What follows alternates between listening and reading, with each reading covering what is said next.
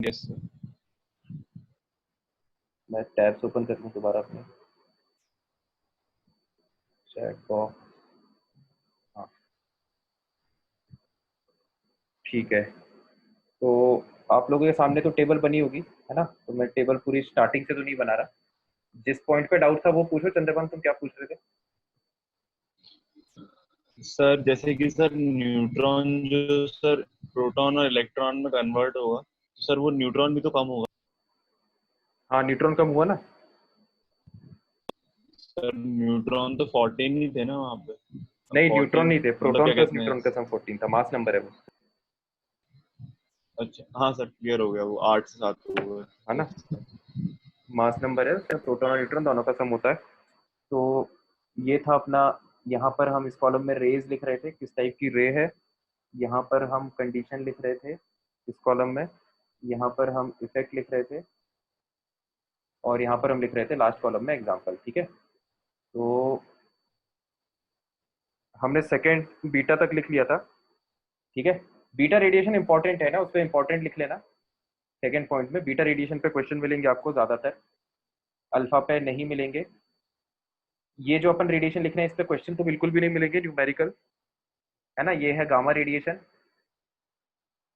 ठीक है, ये बस ऐसे ही थ्योरेटिकली समझ लो इसको। गामा रेडिएशन की कंडीशन क्या है? गामा रेडिएशन तब एमिट होते हैं जब न्यूक्लियस की एनर्जी बहुत हाई हो। न्यूक्लियस की जब एनर्जी बहुत हाई हो, if nucleus nucleus energy is high. ठीक है, क्योंकि गामा रेडिएशन भी अपने आप में एनर्जी है, तो जब न्यूक्लियस की एनर्जी हाई होती है तो फिर वो गामा रेडिएशन के फॉर्म में एनर्जी रिलीज करता है, और उसका इफेक्ट क्या होता है कि न्यूक्लियस की जो एनर्जी है वो डिक्रीज हो जाती है। न्यूक्लियस गामा रेडिएशन के एमिट होने से न्यूक्लियस एनर्जी डिक्रीजेस।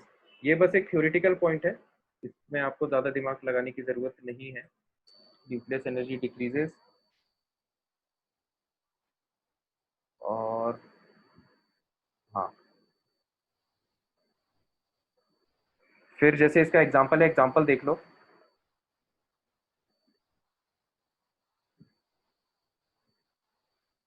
टेक्टिनियम का जो एटम होता है वो, उसका जो न्यूक्लियस होता है वो हाईली एनर्जेटिक होता है, तो वो बहुत ज़्यादा अनस्टेबल होता है ना। वो बहुत बहुत ही जल्दी, मतलब टेक्टिनियम का ये एटम स्टेबल ही नहीं होता, है ना। ये थोड़ी देर में ही, मतलब जो हाई एनर्जी एटम है वो ऐसे, इसमें तो एटॉमिक नंबर और एटॉमिक मास सेम रहेंगे, है ना, क्योंकि गामा गामा जो रेडिएशन है उसका एटॉमिक नंबर 0 होता है और एटॉमिक मास भी 0 होता है।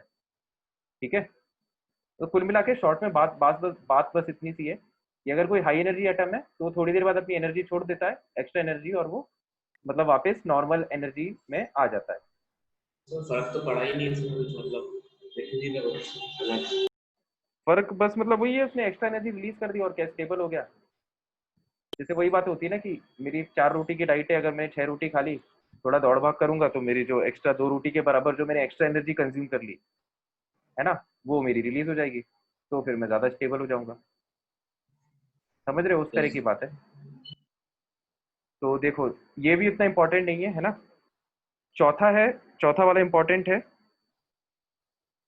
चौथा है, चौथा उस कंडीशन में यूज होता है जब if n/p ratio is low, है ना। अभी अपन ने हाई n/p रेशियो की बात की थी। ठीक है, अगर n/p रेशियो कम है तो फिर इस तरह के एमिशंस होते हैं। अब इसमें दो पॉसिबिलिटी होती है, एक तो होता है, एक होता है पॉजिट्रॉन एमिशन। पॉजिट्रॉन एमिशन, ठीक है। पॉजिट्रॉन का मतलब होता है ये पार्टिकल, इसका सिंबल बना लेना बहुत इंपॉर्टेंट है, सिंबल सारे आपको एग्जैक्टली याद होना चाहिए। E+1 0। ठीक है, तो ये पॉजिट्रॉन एमिशन, इसमें माना जाता है कि इसका ये एक प्रोटॉन के बराबर है ना, और इसमें जो मास है वो कुछ भी नहीं होता। ठीक है, इसका जो मास है वो 0 माना जाता है, और इसका जो एटॉमिक नंबर है वो 1 प्रोटॉन के बराबर माना जाता है। ठीक है, तो ये होता है positron. This is basically opposite of electron, है ना। इलेक्ट्रॉन में ये -1 0 होता है, पॉजिट्रॉन में ये +1 0 होता है। तो this particle is just opposite of electron, ऐसे आपको याद रखना है। तो प्रॉब्लम क्या है कि n/p रेशियो कम है ना। मतलब इसमें एक प्रोटॉन है क्या? एक सेकेंड। हाँ, अब बोलो क्या कह रहे इसमें प्रोटॉन है, इसमें प्रोटॉन है क्या? हो। ये प्रोटॉन नहीं है, क्योंकि प्रोटॉन तो वो पार्टिकल होता है जिसमें यहाँ ऊपर भी +1 आएगा, ऊपर भी 1 आएगा। ठीक है, पर इसमें +1 है ना उसका एटॉमिक नंबर। मतलब ये एक्चुअली ऐसा है कि ये जितने भी पार्टिकल्स हैं, मतलब ये जो अल्फा पार्टिकल को छोड़ के जिन पार्टिकल्स की बात हो रही है, इनका जो मास है वो मास नहीं माना जाता। ठीक है, इनका जो मास है वो नेग्लिजिबल माना जाता है, इनको रेडिएशन के फॉर्म में माना जाता है कि न्यूक्लियस जो है वो एटॉमिक ऐसे नंबर पूछ रहा हूँ मैं तो। ही एनर्जी छोड़ रहा है। हाँ, एटॉमिक नंबर इसका +1 है। तो मतलब प्रोटॉन भी एक ही होगा ना, एक होगा ना उसमें। इसको मतलब तुम प्रोटॉन मत कहो यार, ये प्रोटॉन नहीं है। मतलब ये एक पार्टिकल है जिसका ये रिप्रेजेंटेशन है, तुम इसको ऐसे याद रख लो। प्रोटॉन तो इससे बहुत बड़ा पार्टिकल होता यस। है ना। तो आप इलेक्ट्रॉन और प्रोटॉन को ऐसे इनके सिंबल याद रखो, E-1 0 और E+1 0। तो अब यहाँ पर प्रॉब्लम ये है कि n/p रेशियो कम है, तो पॉजिट्रॉन एमिशन से क्या फायदा होगा कि n/p रेशियो विल इंक्रीज, है ना। n/p रेशियो इंक्रीजेस, वही अपन को कराना है, n/p रेशियो को बढ़ाना है क्योंकि वो कम है, तो n/p रेशियो बढ़ जाएगा। जैसे फॉर एग्जांपल, जैसे सोडियम अगर किसी कारणवश इस सिचुएशन में है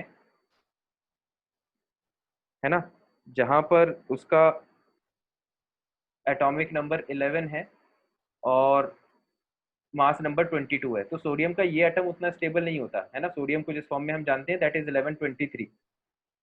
ठीक है, तो अब यहाँ पर जो n/p रेशियो है वो उसकी नॉर्मल स्टेबिलिटी से कम है। एक मिनट यार, मैंने रिकॉर्डर ऑन नहीं किया शायद दूसरी बार। किया है, हाँ किया है।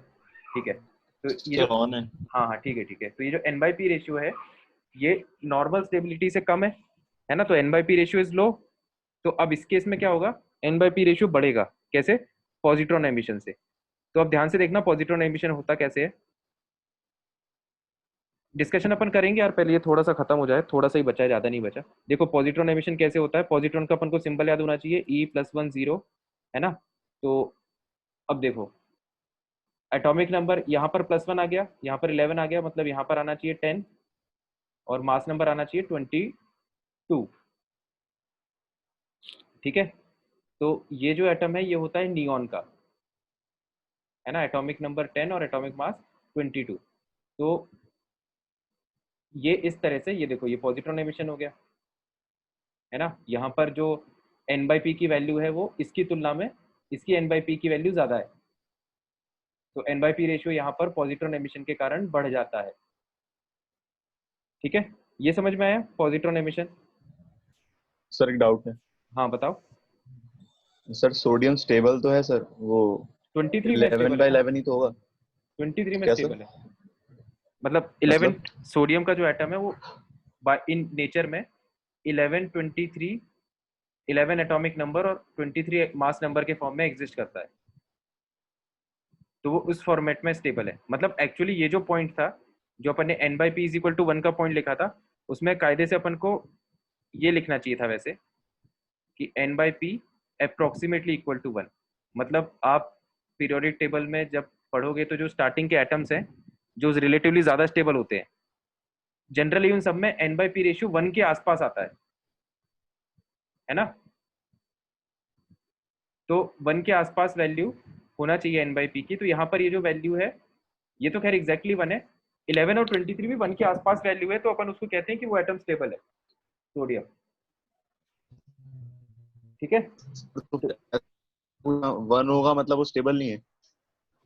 मतलब ऐसा देखो मैं तुम्हें फ्लो समझाता हूँ। फ्लो एक्चुअली ऐसा है कि ऑब्जर्वेशन की हेल्प से ऐसा कहा गया कि n/p जिन एटम्स के n/p का रेशियो लगभग 1 के आसपास आएगा वो सारे एटम्स स्टेबल होंगे, और जैसे जैसे वैल्यू 1 से दूर होती जाएगी, है ना, 1 से जितना ज्यादा वैल्यू दूर होती जाएगी वो एटम्स जनरली स्टेबल नहीं होंगे, है ना। जनरली, केमिस्ट्री में जनरली वर्ड बहुत इंपॉर्टेंट है क्योंकि एक्सेप्शंस केमिस्ट्री में बहुत ज्यादा होते हैं, ठीक है। तो जनरली ये स्टेटमेंट सही है, तो सही बात है। अब जैसे सोडियम का 1123 है, तो इसके भी वैल्यू तो लगभग 1 के आसपास ही आ रही है ना, तो ये भी स्टेबल ही है। अपन ने एटॉमिक नंबर का एटॉमिक मास का टेबल जब अपन ने बनाया था, तो अपन ने 2 टाइप के तो एटॉमिक नंबर लिखे थे। एक में तो लिखा था 2 इंटू एटॉमिक नंबर, और दूसरे में लिखा था 2 इंटू एटॉमिक नंबर प्लस 1, याद है। तो यहाँ पर आप देख सकते हो कि एटॉमिक मास जो है वो डबल से एक ही तो ज्यादा आ रहा है।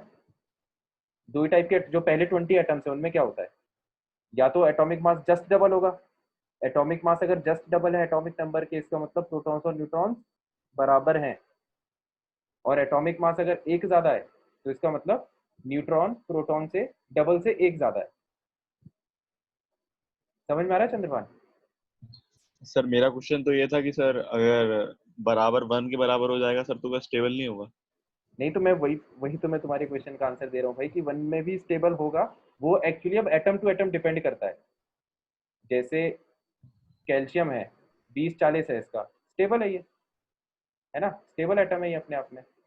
सोडियम की अगर हम बात करें तो 1123 स्टेबल एटम है ये अपने आप में। तो इसका भी एन बाई पी, इसका तो खैर एग्जैक्टली 1 है, इसका भी एन बाई पी 1 के आसपास ही है। तो ऐसा कहा जाता है कि जिनका एन बाई पी 1 के आसपास होता है वो एटम्स स्टेबल होते हैं। तो अगर सोडियम, अब प्रॉब्लम ये है जो तुम पूछ रहे हो, सोडियम अगर इस फॉर्मेट में स्टेबल है सबसे ज्यादा, तो इसका मतलब इसके किसी भी दूसरे फॉर्म में वो कम स्टेबल ही रहेगा, ठीक है।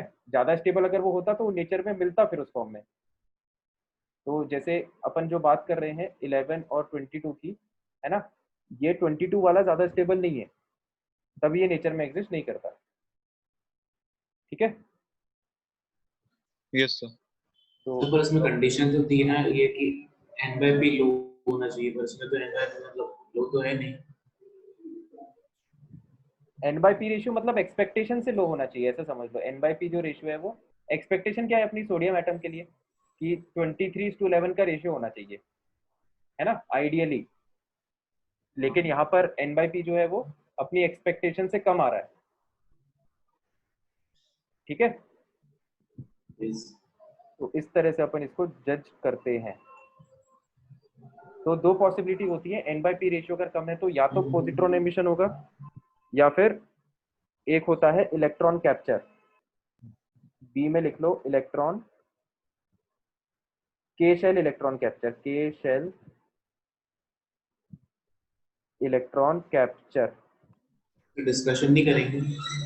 डिस्कशन करेंगे यार, 1 मिनट पहले खत्म हो जाए लेक्चर। के शेल इलेक्ट्रॉन कैप्चर, देखो अपन इसको अब जल्दी जल्दी लिख लेते हैं ना। ये कंडीशन तो वही है, एन बाई पी रेशियो अगर कम होगा तो एन बाई पी रेशियो बढ़ जाएगा। अब के शेल इलेक्ट्रॉन कैप्चर कैसे होता है कि जैसे कोई एटम है मर्क्यूरी, जिसका 80 एटॉमिक नंबर और 197 मास नंबर है, तो आप देख सकते हो कि एन बाई पी से ये मतलब ये अगर जैसे के शेल इलेक्ट्रॉन कैप्चर शो करता है ना, तो के शेल इलेक्ट्रॉन कैप्चर में ये होता है इलेक्ट्रॉन। तो बेसिकली होगा क्या कि ये वाला जो एटम है ये इलेक्ट्रॉन को कैप्चर कर लेगा, और इसका जो चेंज हो जाएगा एटॉमिक नंबर। देखो एटॉमिक नंबर चेंज होके ये हो गया 79 और 197। अब इसमें हो क्या रहा है, इसमें ये हो रहा है कि ये देखो यहाँ पर इसमें 80 थे प्रोटॉन्स, ठीक है। फिर इसने एक इलेक्ट्रॉन को गेन किया, तो इलेक्ट्रॉन ने क्या किया, प्रोटॉन को न्यूट्रॉन में कन्वर्ट कर दिया, है ना। इलेक्ट्रॉन ने क्या किया, प्रोटॉन को न्यूट्रॉन ने कन्वर्ट कर दिया। मतलब जो वो वाली रिएक्शन लिखी थी ना अपन ने, neutron gives proton plus electron, उसका उल्टा, है ना। न्यूट्रॉन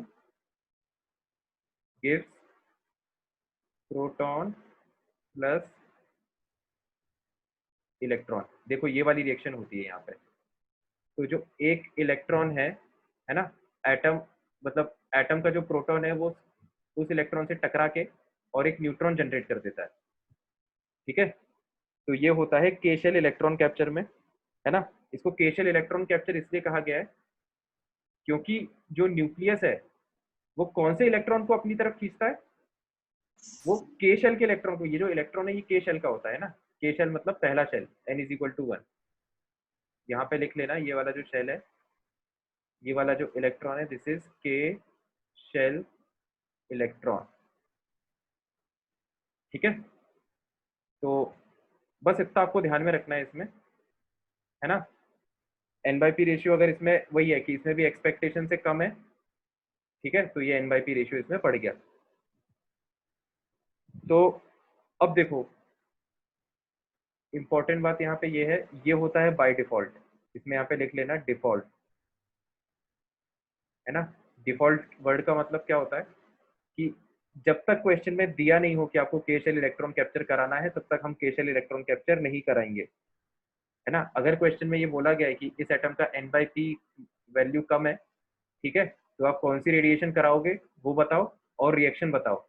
तो हम बताएंगे कि हम पॉजिट्रॉन एमिशन कराएंगे और हम रिएक्शन इस फॉर्मेट में लिखेंगे। ठीक है, अगर क्वेश्चन स्पेसिफिकली कह रहा है कि n/p रेशियो कम है और आपको के शेल इलेक्ट्रॉन कैप्चर कराना है, तभी हम रिएक्शन इस फॉर्मेट में लिखेंगे, है ना। तो बाय डिफॉल्ट जब तक क्वेश्चन में मेंशन नहीं हो n/p रेशियो कम होने के केस में हम पॉजिट्रॉन एमिशन ही कराएंगे। ठीक है, तो ये चीज इंपॉर्टेंट है। तो बेसिकली जो आपको याद रखना है वो एक तो फोर्थ पॉइंट था, है ना, जिसपे ज्यादातर क्वेश्चंस आते हैं पॉजिट्रॉन एमिशन पे, और एक सेकेंड पॉइंट, है ना। ये दो पॉइंट है जो मेनली इंपॉर्टेंट है। ठीक है, समझ में आ गया। सर ये Hg प्लस नीचे जो E-1 लिखा है सर, ये बीटा पार्टिकल है क्या? ये यस सर। ये हाँ बीटा पार्टिकल है, इलेक्ट्रॉन नहीं है, तो बीटा पार्टिकल कह सकते हैं उसको, और क्या। Yes sir. ठीक है, लेकिन जो एमिशन अगर अपन बोलेंगे तो एमिशन बीटा पार्टिकल का नहीं हो रहा है, एमिशन किसका हो रहा है, पॉजिट्रॉन का। ठीक है, this is not a beta yes particle emission, we can say that this is a beta particle absorption, ऐसा जरूर हम कह सकते हैं। यस। ठीक है, तो अब वो जो सर एक आइंस्टीन की डाउट था इक्वेशन मुझे थी, हाँ बताओ। सर, मतलब मर्क्यूरी में सर अगर अपन एक बीटा पार्टिकल ऐड करा दे तो सोना बन जाएगा क्या?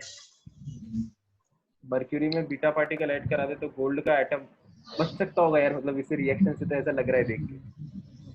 सर मतलब सर उसको भी बना तो देगा। एक्चुअल असल में क्या होता होगा भाई, ये तो मेरे को भी नहीं पता, क्यों नहीं तो ऐसे अगर सोना बनने लगता होता तो ऐसे तो बना देते लोग, है ना। तो ये बहुत रेयरली होता होगा केशल इलेक्ट्रॉन कैप्चर, वही प्रॉब्लम वही है ना कि केशल इलेक्ट्रॉन कैप्चर बहुत रेयरली होता है। पॉजिट्रॉन एमिशन ही होता है 99% केसेस में, जहां पर n/p कम होता है ना, वहां पर पॉजिट्रॉन एमिशन ही होता है। वो तो अपन अपन पे डिपेंड करता है ना, अपन कौन सा कराना चाहते हैं। मतलब इस तरह का मैकेनिज्म होना बहुत मुश्किल है। बाकी अब ऐसा होता होगा कि यार नेचर में जैसे कुछ मर्क्यूरी के एटम अगर इस फॉर्मेट में फंस गए, है ना, तो वो फिर के शेल को इलेक्ट्रॉन को कैप्चर करके गोल्ड में कन्वर्ट हो जाएंगे, ऑटोमेटिकली हो जाता होगा ये चीज पे, यस सर। है ना। जैसे जैसे ये वाला जो सोडियम एटम है, सोडियम अपन को जहां से भी मिल रहा है, अगर गलती से कोई सोडियम एटम डिफेक्टेड हो गया, वो इस फॉर्मेट में हो गया, तो वो ऑटोमेटिकली पॉजिट्रॉन को एमिट करके फिर ऐसे कन्वर्ट हो जाएगा। यस। ठीक है, तो हम वो बस इसमें अब लास्ट इक्वेशन बची है, आइंस्टीन्स इक्वेशन, जो कभी कभार इस पे क्वेश्चन आ जाता है, ऑल्दो इस पे डिस्कशन कुछ डिटेल में करा नहीं गया है कोर्स में, है ना। तो आइंस्टीन इक्वेशन होती है E = mc², c जहाँ पे स्पीड ऑफ लाइट, m मास और E एनर्जी। ठीक है, E इज एनर्जी और m है मास। ठीक है सर डेल्टा ही होता है ना? हाँ, मतलब पहले तो ये E = mc² है, फिर अपन इसको मॉडिफाई करके ऐसा भी लिख देते हैं, डेल्टा E = डेल्टा m, मतलब मास में कितना चेंज आया न्यूक्लियस के, है ना, और उससे कितनी एनर्जी रिलीज हुई। ठीक है, तो यस ये जो सर। इक्वेशन है ये आपको ध्यान में रखना है। इसमें जो हमें न्यूमेरिकल में यूज होगा, delta E is equal to delta m, जो सी स्क्वायर की वैल्यू होती है वो होती है 931.478, ये आ जाएगा आंसर मेगा इलेक्ट्रॉन वोल्ट में, है ना, ये मेगा है, मेगा इलेक्ट्रॉन वोल्ट। सर मतलब स्पीड कौन सी यूनिट में है? ये एक मिनट बता रहा हूँ, ये जो डेल्टा ई जो है ये मेगा इलेक्ट्रॉन वोल्ट में आ जाएगा। सी जो है सी 3 × 10⁻8 मीटर पर सेकेंड, उसको जब आप स्क्वायर करोगे तो 3 का स्क्वायर 9 होता है। बाकी फिर अपन डेसिमल वगैरह आगे पीछे शिफ्ट करेंगे। वो 10 की जो पावर है वो उन्होंने एडजस्ट की हुई है ना, तभी यहाँ पर मेगा आ रहा है। ये मेगा दिख रहा है ना, मेगा मतलब 10⁻6। Yes sir.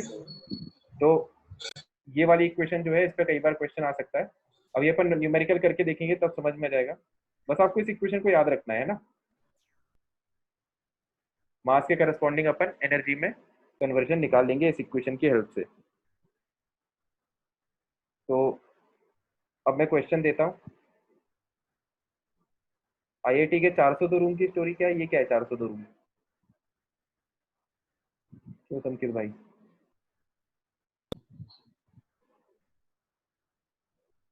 402 रूम क्या है भाई, बताओ। पता नहीं यार, मेरे को तो जानकारी नहीं है, उन्हीं से पूछ लेना। तो देखो क्वेश्चन देखो, 23 sodium, 23 sodium is the most stable isotope of sodium।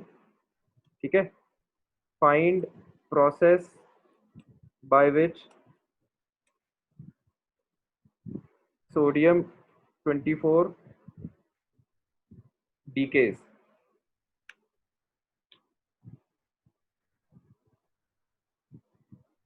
तो भैया क्वेश्चन ये है कि क्वेश्चन ये कह रहा है कि जो सोडियम है ना, सोडियम 23 मास नंबर वाला, वो अपने आप में एक स्टेबल आइसोटोप है सोडियम का। तो find process by which sodium 1124, है ना, तो 1124 वाला कैसे डीके होगा ये अपन को बताना है।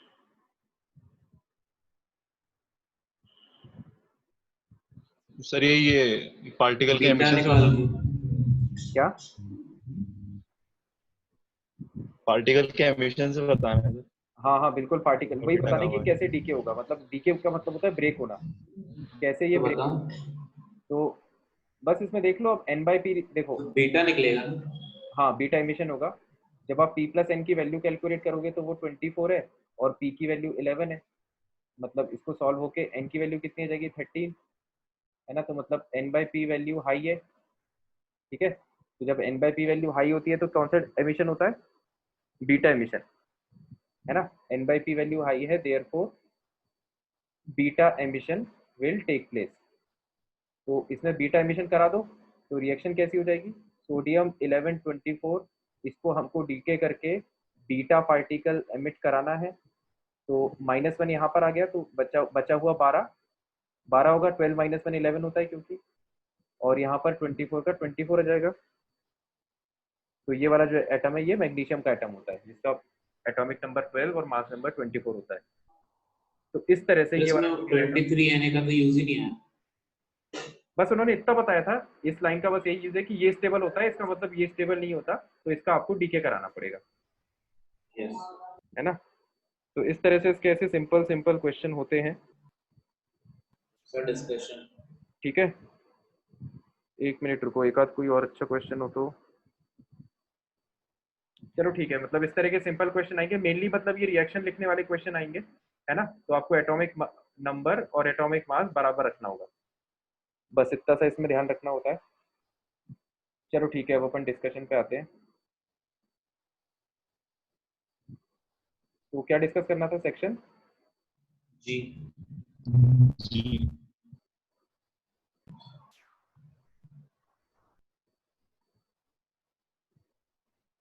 हाँ बताओ। Sir G6। G4 C part. G4 का C part. Yes sir, G4 का C। G4 के C पार्ट से मेरे को याद है कि मैं कल वाला क्वेश्चन बताना भूल गया है। चलो मैं तुम्हें कल वाला बता दूंगा। तो G4 का C पार्ट क्या है हम देखते हैं।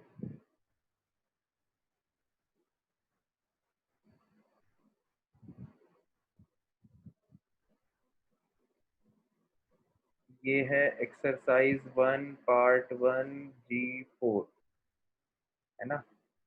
क्वेश्चन कह रहा है कि find out the angular momentum of an electron in fourth orbit according to Bohr model. तो फोर्थ ऑर्बिट मतलब वही n की वैल्यू 4 है ना। तो बोर मॉडल के हिसाब से फोर्थ ऑर्बिट के लिए n की वैल्यू 4 होगी। तो एंगुलर मोमेंटम क्या होता है, mvr is equal to nh/2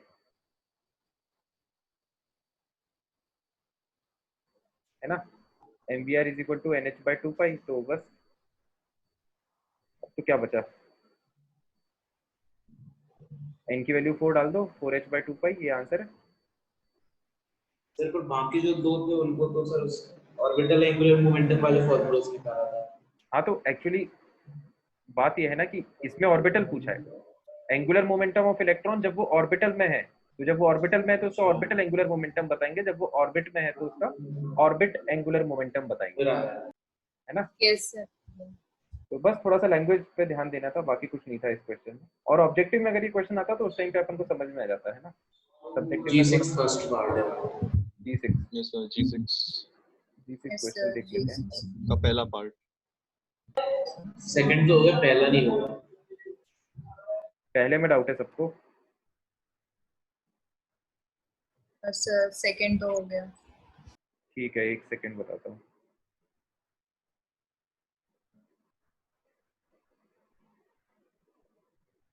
तो ये पहले हटा देते हैं अपन।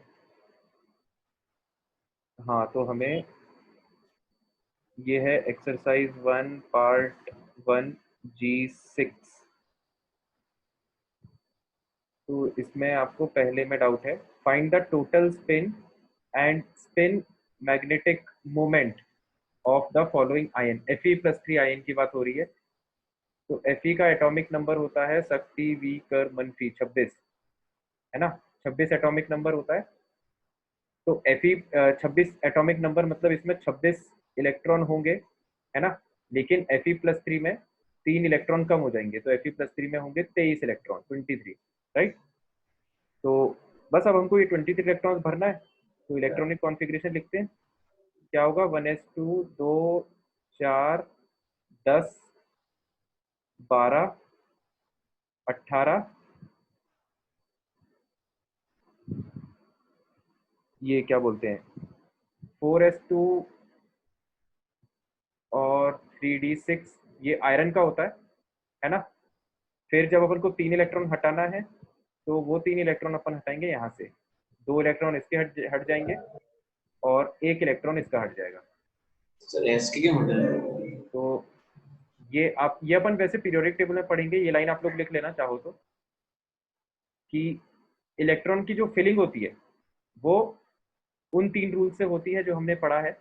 लेकिन जब हम इलेक्ट्रॉन को निकालते हैं, है ना, मतलब जब हम उल्टी प्रोसेस करते हैं तो हम उसको नॉर्मली निकालते हैं, मतलब बाहर वाले ऑर्बिट से, मतलब उसमें हम फिर ऑफ बोर रूल नहीं लगाते, है ना। Removal of electrons from an atom is done normally from outwards to inwards, normally from outwards to inwards, है ना। ऑफ बो rule is not followed, of बो रूल इज नॉट फॉलोड। ये चीज अपन अगेन पढ़ेंगे पीरियोडिक टेबल में, यहाँ भी आप लिख लो चाहो तो, क्योंकि क्वेश्चन में यूज हो गया इस बात का, है ना। तो इस लाइन का मैं मतलब समझा देता हूँ कि जब आप इलेक्ट्रॉन को फिल करोगे तो ऑफ बो रूल उसमें फॉलो होता है। ये जो हमने 4s को 3d के पहले लिखा है, ये ऑफ बो रूल फॉलो करते हुए लिखा है। लेकिन असल में फोर्थ ऑर्बिट ही बाहर रहेगा, है ना, क्योंकि n इज इक्वल टू 4 ज्यादा बड़ा एनर्जी लेवल है 3 से। तो जब इलेक्ट्रॉन को निकालने की बात आती है तो वो नॉर्मली निकाला जाता है फ्रॉम आउटवर्ड्स टू इनवर्ड्स। ठीक है, इसका मतलब क्या है कि जब हमको 3 इलेक्ट्रॉन निकालना था तो पहले हम बाहर वाले ऑर्बिट में मतलब फोर्थ ऑर्बिट से 2 इलेक्ट्रॉन निकाल लिए, तो फोर्थ ऑर्बिट खाली हो गया। तो फिर हम अंदर वाले ऑर्बिट में आए 3D में, और उससे फिर हमने 1 इलेक्ट्रॉन निकाल दिया। ठीक है, ये बात याद रखने वाली है। यस क्लियर हो सर, गया? फिर तो हो जाएगा। हाँ, तो शाबाश, अब निकाल लेना इसको, है ना। और ये बात ध्यान में रखना, ये इंपॉर्टेंट है। ठीक है, इसके बाद भी अगर नहीं हो तो फिर मुझसे दोबारा पूछ लेना ना, अगर आंसर ना आए तो। G6 में कोई डाउट नहीं है। और बताओ। √30 आएगा ना उसका आंसर? उसका आंसर आएगा √n into n plus 2। 5 unpaired electron है तो 7 5 जा 35, √35 आएगा। 35 इसमें बताओ Yes, sir. G135 में सर G2।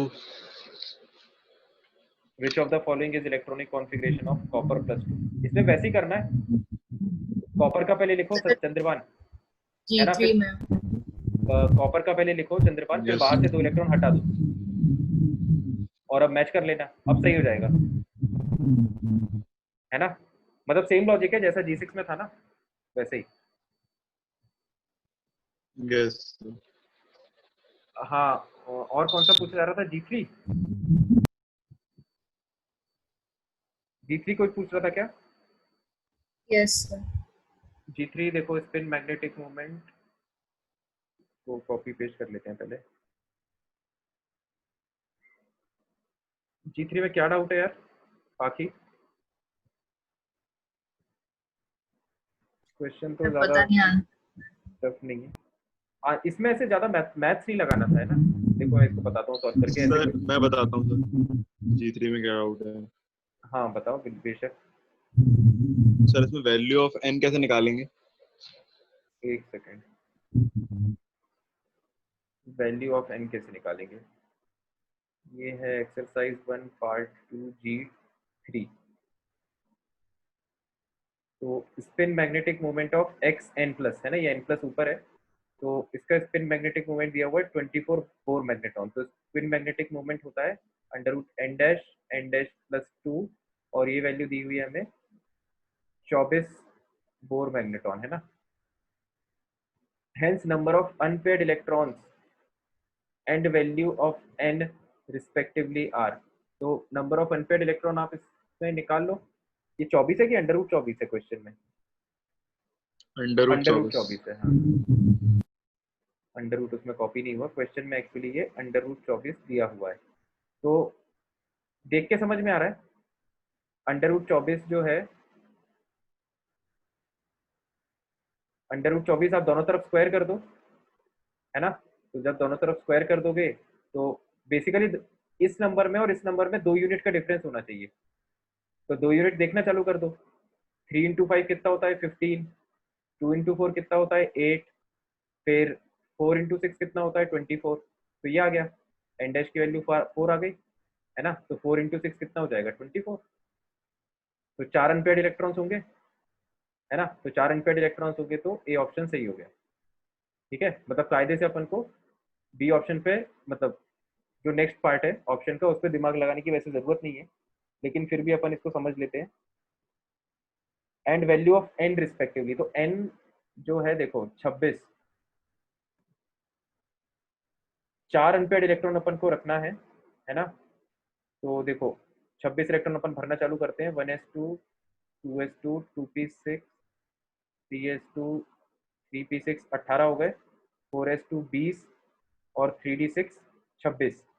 ठीक है, तो 26 इलेक्ट्रॉन हो गए, है ना।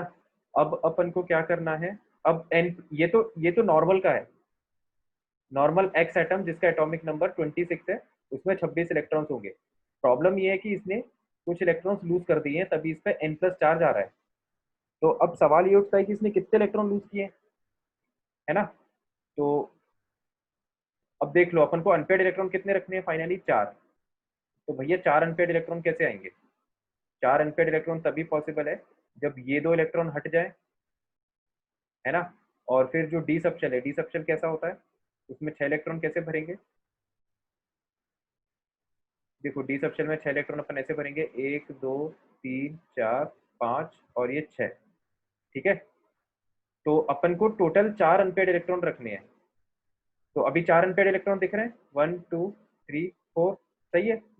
इसका मतलब बस ये 2 इलेक्ट्रॉन हटाने की जरूरत है,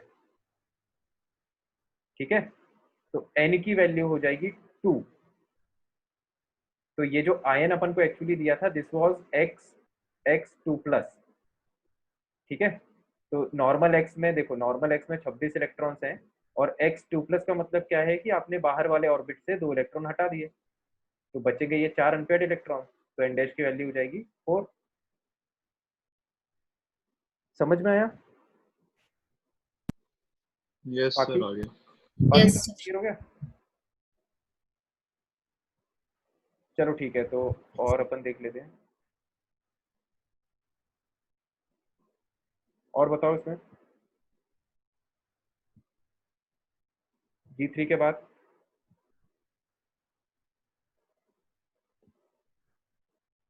G3 के बाद किसी को नहीं है इसमें? G6 G7 G8 अरे G7 में था। G7 देख लेते हैं। G7 है, सर डाउट क्लियर हो गया सर, लीव कर दें। हाँ जिसके डाउट क्लियर हो गया वो बेशक लीव कर सकता है। बाकी सभी लोग डाउट पूछा करें यार, मेनली 2-3 लोग ही डाउट पूछते हैं, है ना। आप जितना ज़्यादा एक्टिवली पार्टिसिपेट करोगे आपकी लर्निंग उतनी ज़्यादा होगी।